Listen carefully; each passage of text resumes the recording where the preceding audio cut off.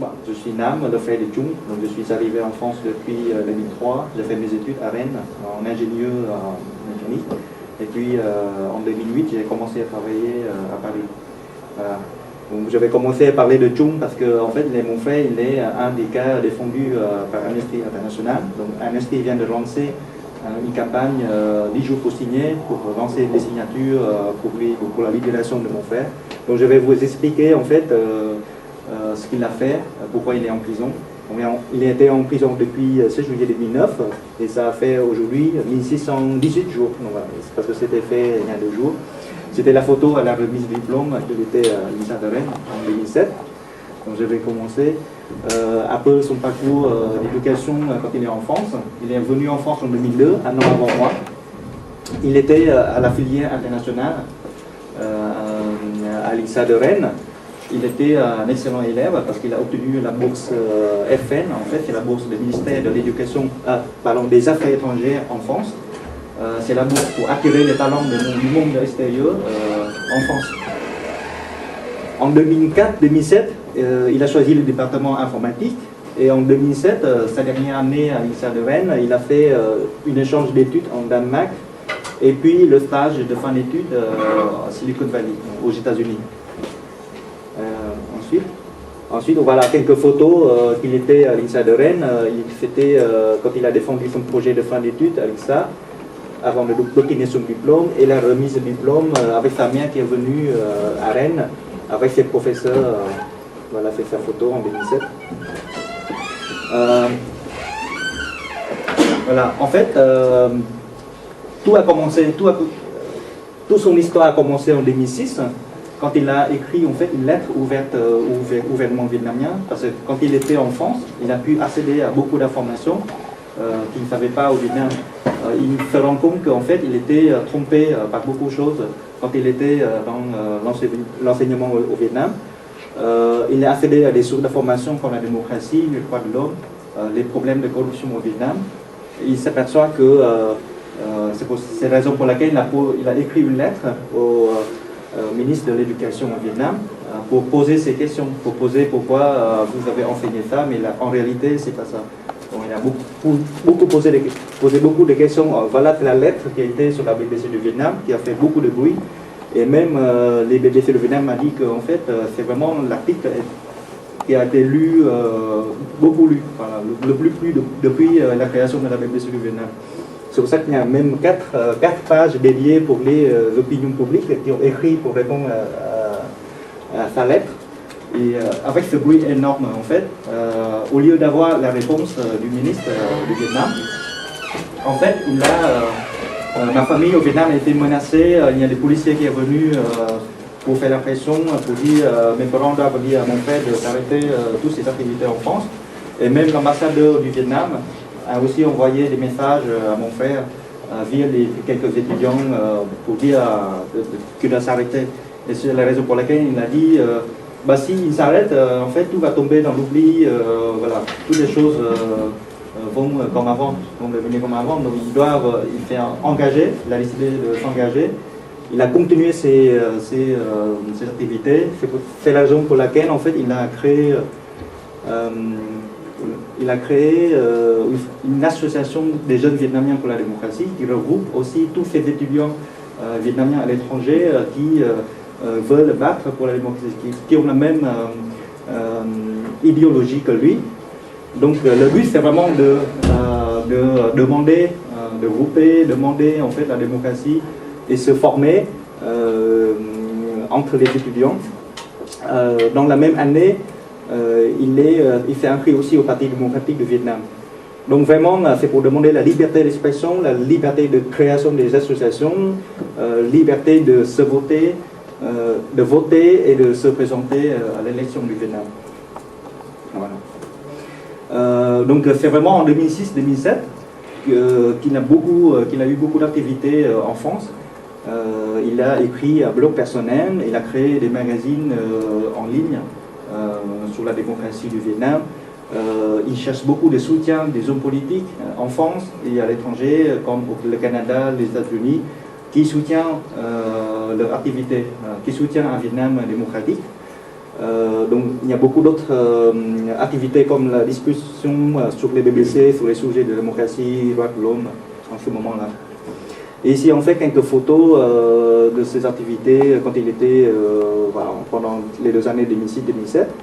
Donc il était reçu par le Premier ministre du Canada, M. Stephen Harper, par George Bush, le ex-président des États-Unis, l'Union européenne en Belgique, etc. Donc les délégués, les députés aux États-Unis. Donc tous ces hommes-là ont été d'accord pour que le Vietnam soit un pays démocratique et soutient bien le mouvement des jeunes vietnamiens pour la démocratie. Et en France, il a aussi, non seulement avec les hommes politiques, mais aussi il a créé beaucoup d'activités publiques avec les jeunes vietnamiens ou les jeunes d'origine vietnamienne en France. Par exemple, ici, c'est les campagnes de collection des signatures pour envoyer au gouvernement vietnamien pour demander la démocratie. À Rennes, à l'INSA de Rennes, ici c'est à New York et en Belgique. Voilà, c'est la couleur bleue qui veut dire en fait la paix, la démocratie de son organisation, de son association. Sinon, malgré beaucoup de reproches de ses proches, moi aussi je l'ai reproché, le fait qu'il a décidé de retourner au Vietnam, parce qu'après beaucoup d'activités, il a beaucoup risqué avec les menaces aussi à la famille et en France. Il a quand même décidé de retourner au Vietnam parce qu'il m'a dit que il y a déjà beaucoup de Vietnamiens à l'étranger qui ont parlé de la démocratie, qui ont fait beaucoup de manifestations et pendant 30 ans ça n'a rien changé. Donc c'est pour ça qu'il a dit peut-être il faut continuer, il faut s'engager encore en retournant au Vietnam. Il est retourné au Vietnam en 2007 et au début, voilà, il y a toujours la pression qui augmente pour lui. Il y a beaucoup de pression, mais malgré ces pressions-là, il continue à écrire son blog, à rencontrer les militants. Au début, il a cherché le travail. Il a été embauché chez IBM du Vietnam, IBM France du Vietnam. Et puis, quand ils ont découvert que c'était lui qui a écrit des lettres à la BBC, il a été refusé. Mais finalement, il a quand même trouvé un autre travail chez un autre éditeur logiciel français au Vietnam. Et en mars 2008, il a dû faire le service militaire. Au Vietnam, en fait, c'est obligatoire de faire le service militaire pendant 1 an et demi quand ils ont moins de 25 ans.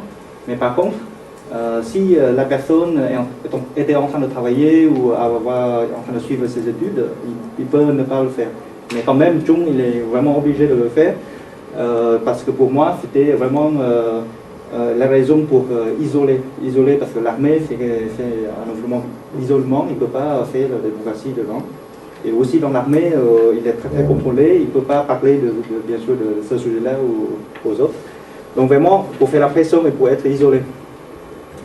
En fait, et puis dans l'armée, il a dû en fait juger les 10 commandements de l'armée qui dit en fait, en tant que soldat, il faut être fidèle au Parti communiste.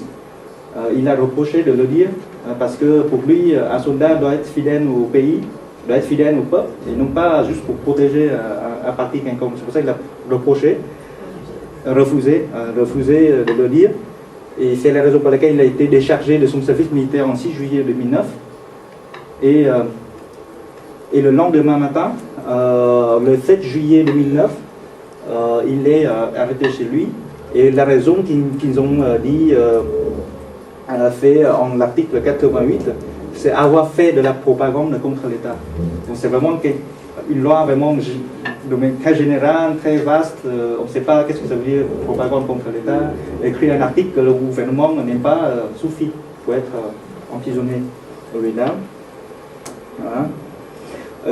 Et quelques mois après, le 20 janvier 2010, il y avait un procès. Voilà, la photo de Chung était en procès. Et en fait, la charge est requalifiée de manière plus grave. C'est vraiment tentative de renversement du gouvernement du peuple, du régime du peuple. Et avec cette charge, il risque aussi la peine de mort à ce moment-là. Et le procès a duré juste moins d'une journée, avec les 4 personnes étaient jurées moins d'une journée. Et il y avait juste seulement 15 minutes pour la décision des jurys et 45 minutes pour lire le jugement. Donc c'est vraiment, on voit bien que c'est déjà préparé à l'avance. Et finalement, il est condamné à 7 ans de prison. Et avec 3 ans de sursis. Donc ça fait 10 ans. Et maintenant, jusqu'à maintenant, ça fait déjà plus de 4 ans. Il a déjà eu une réduction de 1 an, donc il reste encore 2 ans en prison. Donc après son arrestation, il y avait beaucoup de réactions au niveau international. Par exemple, ici, c'est un article de l'Express à ce moment-là. Il y a l'Union européenne, les États-Unis qui ont envoyé un message au gouvernement vietnamien pour reprocher ce procès. Il y a Amnesty International qui a réagi très vite, Reporters sans frontières, etc. Il y a aussi, en France, il y a AFP, l'Express, West France qui a écrit des articles sur papier sur ce procès. Donc à la suite du procès, il y avait un comité de soutien qui s'est regroupé et c'est le président du comité, c'est M. Philippe Echad, son prof à l'INSA et aussi ses camarades à l'école. Voilà la faute. En fait, c'était un article de la BBC Vietnam quand il faisait la manifestation à la Trocadéro, la place de Trocadéro à Paris. Et voilà la manifestation. Il y a beaucoup d'autres activités comme la conférence de presse à l'INSA de Rennes. Il y avait la participation de beaucoup de presse comme l'Ouest France, l'Express, ou avec M. Philippe Echard, avec Reporters sans frontières qui était là, et avec le député européen qui est là pour le message de soutien. Il y a la photo à droite, en fait, c'est la manifestation à Londres en 2010. C'était son prof d'informatique qui est parti aussi à Londres pour participer. Donc il y a beaucoup j'ai reçu beaucoup de messages de soutien pour Chung. Bon, ils m'ont envoyé d'abord et puis j'ai envoyé à Chung en prison. Voilà, donc c'est vraiment le message de soutien qui nous garde, pour que nous gardions le courage. Ici, en fait, c'est un peintre vietnamien qui a dessiné et qui a envoyé à mes parents donc pour le message de soutien. Voilà. Et il y a aussi beaucoup de cartes postales qui étaient envoyées à moi pour le courage. Il y a beaucoup d'interventions des diplomates. Loretta Sanchez est la députée en Californie, aux États-Unis, parce qu'il y avait beaucoup de Vietnamiens en Californie, donc elle est vraiment au courant de tout ce qui s'est passé. Il a reproché le gouvernement vietnamien. Il y a Roselyne Lefrançois, députée européenne, qui a été à la conférence de presse et qui aussi essayait d'envoyer ce message au gouvernement vietnamien.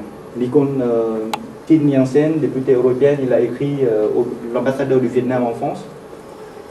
Et particulièrement M. Frank Jessen, ambassadeur de l'Union européenne au Vietnam, il a même visité Chung en prison il y a le mois de juillet 2013. Et Deepak O'Brien, Scott Marcian, diplomate des États-Unis qui ont visité ma famille au Vietnam. Sinon, la condition de détention.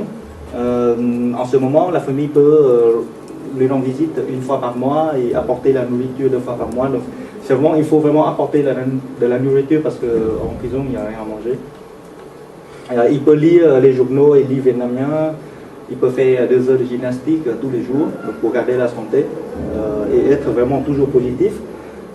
Il a balayé il a dû, ou je ne sais pas si vraiment il l'a voulu ou il est obligé de balayer la cour et arroser les plantes pendant 1 heure. Donc c'est bien pour avoir le soleil, etc. Pour respirer de l'air fraîche.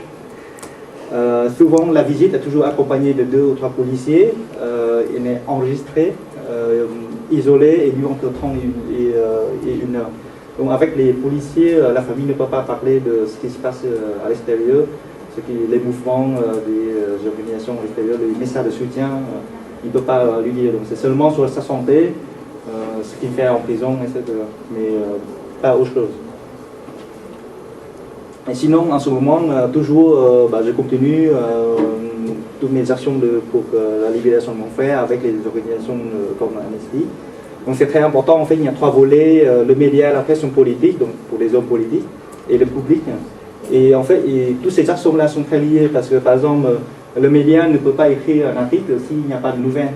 Il ne peut pas écrire juste comme ça, tout le monde fait déjà 4 ans en prison, il n'y a plus de nouvelles. Donc il faut avoir un événement, donc il faut que les hommes politiques en parlent, il faut que le public réagisse, pour que le média intervienne.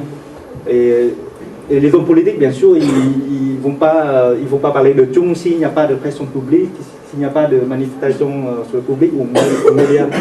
Et le public aussi, c'est très important parce que c'est avec les cartes, avec les signatures que le gouvernement vietnamien doit comprendre que à l'extérieur, il est au courant de tout ce qui est passé, donc il faut faire attention. Donc il faut, c'est aussi une grande pression pour eux. Voilà. Sinon, voilà, moi je suis là juste avec Amnesty International, donc pour la campagne 10 jours pour signer. Donc je vous invite, si vous êtes, de signer et aussi parler à vos proches. Mais non seulement pour mon frère, mais aussi pour toutes les personnes qui sont en prison, qui sont défendues par Amnesty International en ce moment. Donc voici la presse de Chung en prison et la presse du Premier ministre au Vietnam. Donc si vous pouvez écrire aussi pour les messages de soutien. Donc, merci. Voici, vous avez des questions.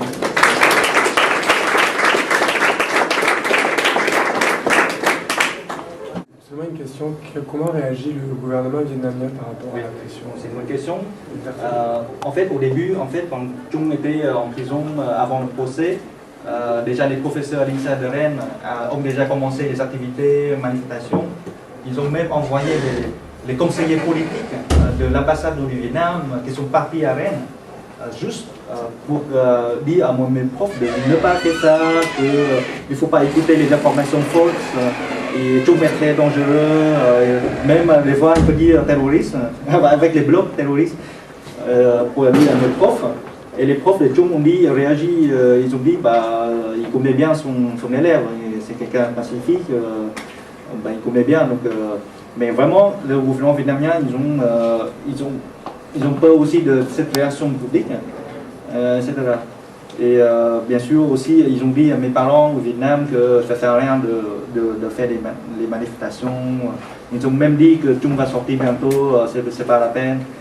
Alors, après 2 ans, j'ai quand même, des fois j'ai réfléchi à ça, mais après 4 ans déjà, rien ne s'est passé. Je crois que c'est juste pour qu'on ne réagisse pas à l'extérieur. Les lettres, vous êtes sûr qu'elles nous parviennent? C'est sûr qu'elles ne nous parviennent pas. C'est vraiment les lettres qu'on envoie en prison, c'est simplement pour faire connaître aux gardiens. Et bien sûr, le gardien ne va pas montrer à Chung, mais ça fait déjà une pression pour que Chung, sa condition de détention soit plus respectée. Parce que sinon, il pense que Chung est dans l'oubli, et il peut faire n'importe quoi dedans. Voilà. Et même dans des visites de la famille ne peut pas parler de toutes ces réactions internationales. La pression des politiques, des ambassadeurs, des diplomates, ça fait quelque chose, le gouvernement réagit Oui, il y a toujours cette réaction-là. Par contre, bien sûr, au niveau diplomate, il fait seulement des messages, des lettres, mais il ne veut pas envoyer au public, parce que c'est entre les diplomates. On n'est pas au courant, mais ils ont dit qu'ils ont déjà contacté le gouvernement vietnamien pour parler de ça, pour cette raison. Mais il y aura des conséquences, ils peuvent les influencer vraiment dans leurs décisions, ou c'est juste comme ça? Oui, parce que le Vietnam, en ce moment, il a toujours besoin d'avoir une relation internationale. Et si avec chaque visite, le Premier ministre en France ou en France qui va visiter le Vietnam, etc., ou les États-Unis, et si chaque visite, en dehors des contrats économiques, s'il parle encore des droits humains ou de Chung, ça peut jouer un rôle important. Du cas de votre frère, comment vous voyez l'avenir de la démocratie dans votre pays? Oui, ça c'est les tendances de tous ces pays qui n'ont pas encore de démocratie. On a vu ce qui s'est passé dans les pays arabes. La démocratie, c'est la valeur humaine, c'est la valeur fondamentale en fait. Et ce que je vois, c'est avec l'Internet, en ce moment, il y a de plus en plus de personnes qui utilisent l'Internet et qui commencent à voir le droit, commencent à voir ce que le gouvernement ne doit pas faire, etc. Ils peuvent avoir plus d'informations sur la corruption au Vietnam. Donc, si les gens sont bien informés de tout ce qui s'est passé, il y a une pression énorme pour avancer dans la démocratie. Il y a toujours, mais c'est la raison pour laquelle, en fait, le gouvernement veut couper toutes les voix qui demandent cette démocratie ou les droits de l'homme. Par exemple, hier, c'était l'anniversaire des droits de l'homme, comment ça s'appelle ça? La déclaration universelle. Déclaration universelle de l'homme. Les blocs de Vietnam ont organisé juste entre eux, dans un jardin, avec les ballons qui écrit droits de l'homme, avec la déclaration en papier pour distribuer aux gens. Et même ça, le gouvernement vietnamien, en fait, le gouvernement vietnamien a déjà signé tous ces papiers, donc ils sont d'accord avec ces papiers-là au niveau international, parce qu'il fait partie de l'Union des Nations Unies. Mais ils ont envoyé des policiers pour s'arrêter. Il y a même un blogueur qui a été battu par la police. Donc voilà, c'est très très violent et on ne sait pas pourquoi. Mais c'est vraiment pour couper toutes les voix du peuple, pour faire peur au peuple, pour faire peur aux autres, de ne rien réagir. Voilà. Mais il ne peut pas continuer comme ça. Ça, j'ai un grand espoir, c'est juste la question de temps. C'est vraiment, de manière générale, il veut vraiment que le Vietnam soit démocratique. Il fait partie d'un parti politique, mais il veut défendre la démocratie. Ça veut dire la démocratie pour que tous les autres partis, tous les partis, mais aussi le parti communiste, il ne va pas détruire le parti communiste. Il va en fait faire partie de ces partis-là. C'est vraiment la valeur fondamentale. Ce n'est pas juste pour son parti à lui, mais est-ce que vous savez quelle stratégie il va adopter justement pour faire en sorte que ce combat soit mené à bien? Sa stratégie, c'est ce qu'il est retenu au Vietnam, c'est que sa stratégie, c'est jouer dans la lumière. Parce qu'il y a beaucoup d'organisations au Vietnam qui sont cachées. Mais il joue en lumière et il joue en public. Il essaie d'avancer petit à peu. Mais par contre, à un moment donné, on ne sait pas quelle est la limite pour que le gouvernement s'arrête pour mettre en prison. On ne sait pas. Et voilà, c'est pour ça que 2 ans après son retour, il est condamné en prison. Mais c'est ça, Aujourd'hui, est-ce que vous, si vous voulez rentrer au Vietnam, vous avez des risques Je suis déjà rentré au Vietnam il y a 3 semaines. Et au début, j'ai pas pensé si ça m'a fait un peu à propos. Mais par contre, quand j'étais au Vietnam, il y a des policiers amphibines qui m'observent, qui me suivent. Et jusqu'à 2 jours avant mon départ en France, je suis convoqué à la police. Bon, ils ont écrit juste les problèmes des papiers, mais quand j'étais là, ça n'a rien à voir avec les papiers. Ils ont 3 policiers en civil, je ne vois même pas son nom, qui m'ont posé des questions sur mes activités en France, etc. Et il y avait un dossier comme ça sur moi, avec mes photos. Moi j'ai dit, j'ai pas de crainte parce que j'ai pas peur, parce que toutes mes activités sont publiques. Jusqu'à maintenant, le vidéo il peut être enregistré sur l'internet, c'est public. Et tout ce que je dis, ils connaissent déjà. Donc c'est pour ça qu'il y a quand même un petit risque. Il y a quand même un petit risque, mais c'est mon fait et puis je vais le défendre. D'abord bonjour et puis merci pour votre présentation et puis j'espère sincèrement que votre frère sera libéré le plus vite possible. Et j'aimerais savoir, est-ce que le cas de votre frère est le cas un peu isolé ou est-ce qu'il y a beaucoup de jeunes vietnamiens qui sont en prison à cause de leur politique justement pour la démocratie? Ou sinon est-ce qu'il n'y a pas beaucoup comment ça réagissent les jeunes qui sont au Vietnam? Vietnam, les gens ont peur de la police, c'est sûr, parce qu'ils ont beaucoup de pouvoir. Ils peuvent battre les gens dans la rue, etc. Et c'est déjà arrivé. Et souvent, en fait, les jeunes, en fait, Chung c'est particulier parce qu'il a bien avancé dans sa voie politique.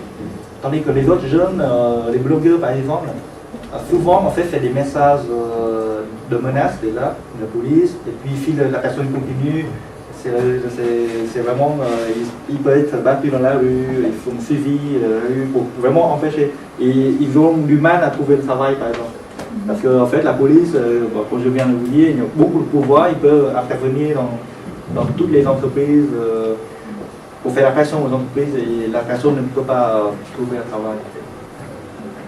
Donc il est considéré comme un homme dangereux, mais aussi un homme qui a pas mal d'influence. Oui. Bah, influence, ça veut dire dangereux au Vietnam aussi. En fait, le gouvernement essaie d'arrêter en fait tous les leaders. Il suffit d'arrêter les leaders et les autres, ils posent la question. Aussi ses camarades qui ont travaillé avec lui, après qu'il fait arrêter, il y a beaucoup qui se posent la question. Parce que tout le monde veut aussi la sécurité. C'est normal, pour moi je pense que c'est normal. Et ils ont, en arrêtant tous les leaders, ils ont quand même réussi à diminuer les activités politiques dans le pays. Est-ce que vous pensez que votre gouvernement pourrait empêcher les étudiants vietnamiens d'étudier hors du pays? Parce que si j'ai compris, votre frère, c'est en arrivant en France qu'il a ouais. tout ça. Oui, c'est une bonne question parce que quand on a organisé des conférences à Rennes, à l'INSA de Rennes, il y a un étudiant qui m'a contacté qui a dit que en fait, ils ont reçu un message de l'Union des étudiants vietnamiens à Rennes, du président, ou je sais pas quoi. Il a envoyé un message à tout le monde disant il ne faut pas y aller. Et c'est juste un message comme ça, personne n'y va. Et il y a même quand même les gens qui observent s'il y a un étudiant vietnamien qui vient ou pas. Donc c'est vraiment, toutes les organisations, même à l'étranger, l'ambassadeur dans ces pays-là essaie de contrôler, essaie de envoyer quelqu'un, le représentant qui sont soumis à l'ambassade du Vietnam pour pouvoir contrôler les étudiants étrangers. Bien sûr, ils ne sont pas en danger. Si les gens qui essaient d'écrire quelque chose sur son blog, alors la police au Vietnam déjà, tu peux appeler sa famille, juste quelque chose, attention, j'ai vu qu'ils ont écrit des choses, c'est seulement les messages comme ça qui fait peur les gens au Vietnam. Et je pense que l'Union des Nations Unies sont très importants, parce que le Vietnam veut garder l'image, une belle image d'un pays pacifique, etc. Si je peux rajouter un petit truc sur les Nations Unies, parce que les Nations Unies c'est large, c'est différents organes, comme vous le savez, et notamment le groupe de travail des Nations Unies sur les détentions arbitraires s'est prononcé et a dénoncé justement, au-delà de la situation de Trung, la législation pénale au Vietnam qui est tellement vague qu'elle permet d'arrêter toute forme de dissidence. Donc au nom du code pénal actuel vietnamien, on peut arrêter de façon arbitraire. Et ça, c'est un organe des Nations Unies qui l'a dénoncé et écrit. Et c'est une des demandes d'ailleurs, une des demandes d'Amnesty et puis de Trung aussi, c'est justement de changer ce code pénal-là pour qu'il ne permette plus d'être interprété de façon aussi arbitraire. La démocratie, c'est pas un pays qui a la démocratie ou qui n'a pas la démocratie. La démocratie se construit, la France même depuis le 18e siècle, c'est déjà fait 200 ans pour avoir cette démocratie bien établie. Même en Russie, c'est considéré comme un parti avec plusieurs partis, mais quand même, il y a beaucoup de problèmes. Donc c'est pour ça que je pense qu'il faut d'abord construire cette démocratie et commencer à régler les problèmes, parce que aussi les problèmes entre la guerre du Vietnam, il y a 30 ans aussi, il y a la séparation des personnes au nord, au sud. Il faut unir tous les Vietnamiens, que ce soit au Vietnam ou à l'étranger, parce qu'il y a beaucoup de Vietnamiens réfugiés politiques qui peuvent aider le pays. Donc la priorité, c'est vraiment de s'unir tous les Vietnamiens pour faire avancer le pays. Et après, tous les autres problèmes comme la corruption, problèmes d'éducation, etc., problèmes environnement, ça c'est pour régler aussi. Oui. Donc, une question, est-ce que la Chine a une influence sur le Vietnam? Oui, ça c'est parce qu'en fait, le Vietnam, c'est à côté de la Chine. Et après que la Russie, les URSS, qui étaient, qui ont détruit, alors le Vietnam n'a plus que la Chine pour dépendre. Parce que le système du Vietnam, c'est vraiment une copie du système chinois. Et vraiment, c'est avec l'aide des Chinois que le gouvernement peut avoir. Donc c'est vraiment. Donc la Chine ne veut pas que le Vietnam soit un pays démocratique, c'est sûr. Parce que si le Vietnam, qui a son petit frère à côté, qui devient démocratique, ça fait encore une pression énorme au peuple chinois pour changer le pays. Et souvent, quand on voit en fait souvent aussi un diplomate qui est élu au Vietnam, enfin un homme politique qui est élu comme le président, le premier ministre qui est élu, la première chose à faire c'est d'aller en Chine. Voilà. Donc on voit bien que c'est vraiment, on est sous le contrôle énorme des Chinois. Justement, je pensais le cas de la Chine. Est-ce que vous avez peur que le Vietnam un jour il va devenir, si ça continue comme ça, il va devenir une région autonome de la Chine comme les autres régions autonomes? Enfin, parce que justement, j'ai l'impression que le gouvernement vietnamien, il fait exactement la même chose que le gouvernement chinois envers leur région autonome. Oui, c'est un des risques énormes. Et mon frère aussi a écrit des articles sur ce problème-là. Et déjà, on a perdu la Chine qui veut avoir en fait une forme de beaucoup d'espace de la mer au sud de la Chine. Ce qui non seulement pour le Vietnam, mais aussi les autres pays comme les Philippines qui ont des problèmes avec la Chine. Vraiment, c'est ça le problème en fait. Et c'est seulement la démocratie, seulement qui peuvent aider. Parce qu'au Vietnam, quand les bateaux des pêcheurs qui sont partis dans la mer, il y a beaucoup qui sont battus par les soldats chinois, pour les bateaux chinois, et le gouvernement n'a rien dit. Il faut dire qu'on ne sait pas d'où viennent ces bateaux-là, voilà. Mais au Vietnam, on connaît que c'est les bateaux militaires chinois qui ont détruit les bateaux vietnamiens. On a organisé des manifestations contre cette action-là, contre la Chine. Et toutes les manifestations sont arrêtées par les policiers. Donc je ne comprends pas parce que ça, c'est même le gouvernement chinois, des fois, vietnamiens ont reproché à la Chine à cause de ces sanctions-là. Mais quand le peuple fait la manifestation contre la Chine, ils sont tous arrêtés. Ils sont tous assez, et je crois que c'est aussi une des raisons, c'est aussi que il ne veut pas que les peuples vietnamiens puissent se manifester. Peu importe le problème, peu importe contre la Chine ou le Vietnamien, mais s'il a l'habitude de se manifester dans la rue, ça peut être ils peuvent se manifester pour autre chose. C'est pour ça qu'ils ne veulent pas que les gens soient dans la rue. Justement, à installer la démocratie, est-ce qu'ils ne sont pas toujours ancrés justement dans la politique communiste? Est-ce qu'ils sont prêts à changer les choses? Prêt à changer, c'est un vaste mot. Parce que si maintenant on fait un référendum au Vietnam, tout le monde dit oui à la démocratie. Mais si on demande est-ce que tu veux risquer pour avoir cette démocratie-là, et ben, souvent c'est non. Donc est-ce que prêt ou pas, je pense que voilà, ça va continuer dans le bon sens.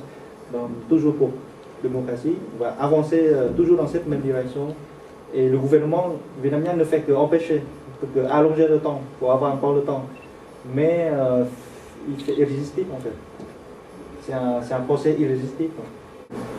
Est-ce qu'on peut jusqu'à dire que c'est une certaine dictature? Oui, mais ce n'est pas la même dictature que par rapport aux autres pays. Parce que souvent quand on dit dictateur ou quelque chose, c'est une personne qui a le plus grand pouvoir, qui est très méchant, comme par exemple Gaddafi. Mais au Vietnam, c'est un groupe de personnes, c'est un parti communiste avec un groupe de personnes au sommet qui décident ensemble. Donc il n'y a pas. C'est pour ça qu'on ne peut pas avoir le coupable. C'est qui le coupable? On ne sait pas. C'est une décision commune. Même mon frère qui était arrêté, c'est aussi une décision commune de ces personnes-là. Est-ce que les Vietnamiens essaient de se réunir, de s'associer un peu? Il y a des associations? En fait, il y a beaucoup de Vietnamiens à l'étranger. Souvent, ce sont des réfugiés politiques qui sont partis du pays depuis 1975. The Blood People, je ne sais pas si vous connaissez. Mais ils se battent toujours pour Chung. Il y a beaucoup d'associations qui le soutiennent. Par exemple, la dernière fois que j'étais à Rennes, le week-end, il y a une association, il y a un groupe vietnamien qui est venu avec moi au niveau des conférences pour assister. Donc c'est vraiment, il y a beaucoup de soutien au niveau des Vietnamiens. Par contre, ça c'est des gens qui sont déjà de la nationalité française, etc. Mais les gens, les étudiants vietnamiens, non, bien sûr non, ils ne veulent pas risquer. Moi, ce que je voulais savoir aussi, c'est que est-ce que dès le début vous partagez les mêmes idées politiques que votre frère, ou c'est votre frère qui vous a un peu ouvert les yeux et qui vous a sensibilisé justement à sa cause? Je me rappelle en 2006, c'est vraiment l'année où il a découvert, il a commencé à regarder beaucoup de ces articles-là, et vraiment il est dans la politique, il est vraiment dedans. Ça veut dire que en mangeant l'histoire, il parle toujours de cette histoire-là, au corruption du Vietnam, etc. Même des fois, on dit bon, c'est bon, vous parlez autre chose.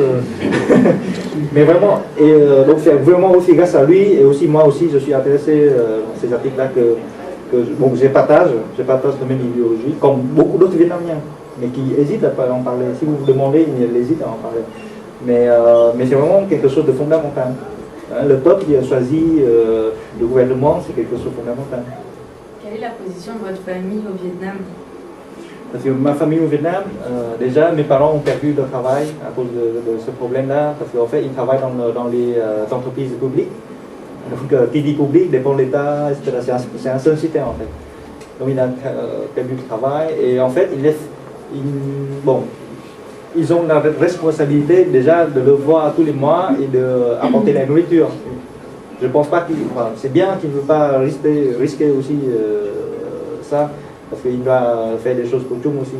Donc c'est pour ça qu'il reçoit les messages, il reçoit les hommes politiques qui viennent visiter la famille au Vietnam. Voilà. Et il répond aux médias aussi.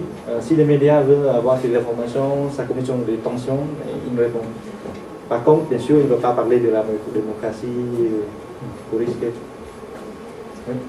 Justement, hier, pendant la signature des pétitions, j'ai croisé ici dans cette faculté avec 2 jeunes Vietnamiens, étudiants étrangers, et quand je leur commençais à parler des pétitions, ils voulaient signer toutes les pétitions, ils voulaient soutenir votre frère dans leur cœur, mais ils ne voulaient pas signer parce qu'ils avaient peur tous les deux. Ils ont dit non, j'ai pas envie d'avoir des problèmes et j'ai pas envie que le problème arrive à ma famille qui sont au Vietnam et tout. Et donc, je comprends qu'au Vietnam, les jeunes, ils ont peur d'apporter des problèmes à la famille. Mais est-ce que, par exemple, dans votre cas, la famille, est-ce qu'à cause de vous, parce que déjà votre frère il est en prison, mais à cause de vous, que votre action qui se passe en France, est-ce qu'il y a aussi plus de pression à votre famille? Et comment votre famille, par exemple vos parents, j'imagine qu'ils ont beaucoup de peine aussi, bien sûr, mais est-ce que vos parents, ils vous disent à votre frère, vas-y, arrête ces actions, tu vas perdre ta vie, comment ils réagissent? Bien sûr, au début c'était toujours un peu comme ça, mais vu que en fait, le gouvernement fait comprendre que si on ne fait rien, tout peut être parti bientôt. Mais on a un peu attendu pendant 1 an, 2 ans, et je crois que c'est pour nous tromper. C'est pour ça qu'il est vraiment d'accord que moi je commence mes activités ici. Et pour le moment, en fait, comme il y a quand même les députés européens qui viennent voir la famille, donc c'est aussi la famille qui est quand même sous une sorte de protection avec ces visites, avec ce problème-là. Et aussi les médias qui peuvent intervenir vraiment tout de suite s'il y a un problème avec ma famille. Donc, quand même, il est quand même en sécurité. Ouais. Au début, il y avait beaucoup de pression, mais après 4 ans, en ce moment, donc, je ne vois plus de problème. Désolée, mais le temps passe très très vite et en fait il est déjà 14h, donc certains ont beaucoup de remerciements à Nam qui est venu jusqu'ici pour nous parler de son frère Chung, et puis bien sûr on lui souhaite le meilleur, une libération, et puis merci encore d'être venu, d'avoir signé aussi pour 10 jours pour signer. Rappelez-vous, ça continue jusqu'au 16, donc vous avez ici l'adresse du site, signé pour Chung, mais aussi pour tous les autres, les 12 personnes que l'on défend pendant cette opération, puis continuer après évidemment à suivre ce qui se passe sur le site d'Amnesty, et j'espère que vous serez convaincus en voyant les bonnes nouvelles à quel point ça peut servir à quelque chose. Merci encore à toi, Yann.